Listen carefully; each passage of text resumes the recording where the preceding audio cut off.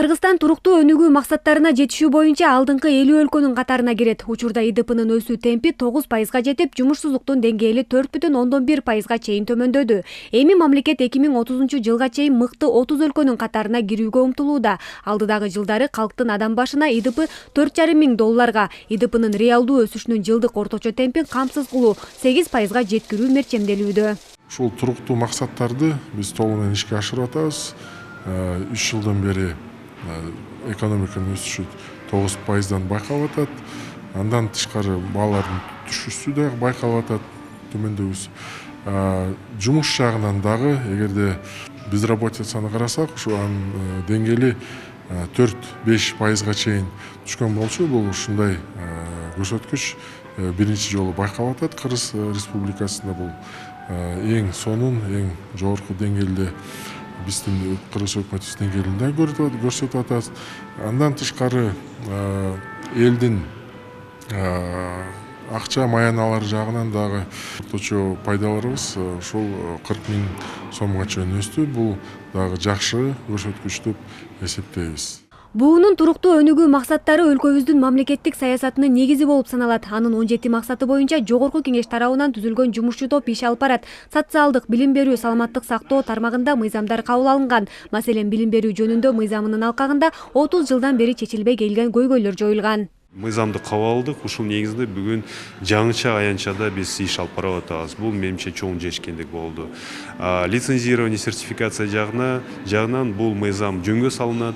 Анан кийин жакшыртуу жана жеңилдетүү жагынан бул мыйзам жол ачып берет.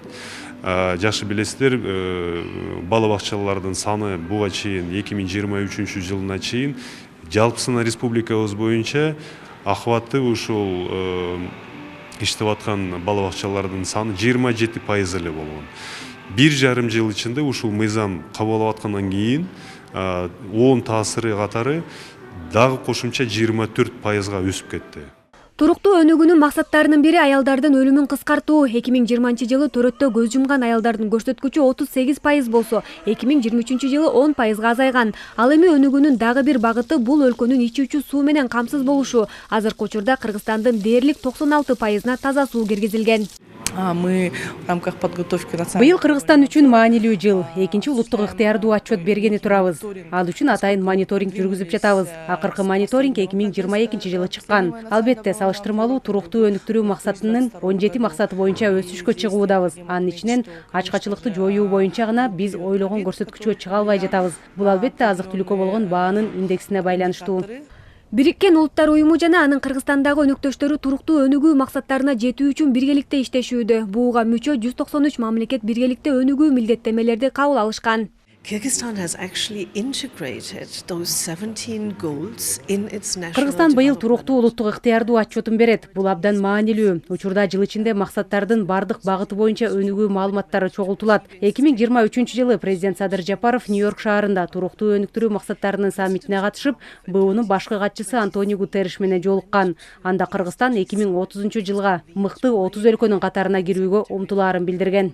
Жыл сайын президент Садыр Жапаров Нью-Йорк шаарында өлкөнүн жетишкендиктерин эл аралык аренада маалымат берип келет. Быйыл Кыргызстан улуттук ыктыярдуу отчетун жарыялайт. Буга чейин 2022 жылы туруктуу өнүгүү максаттары боюнча жыйынтык чыгарган. Иния Тергешова, Жакшылык Исаков, ЛТР, Бишкек.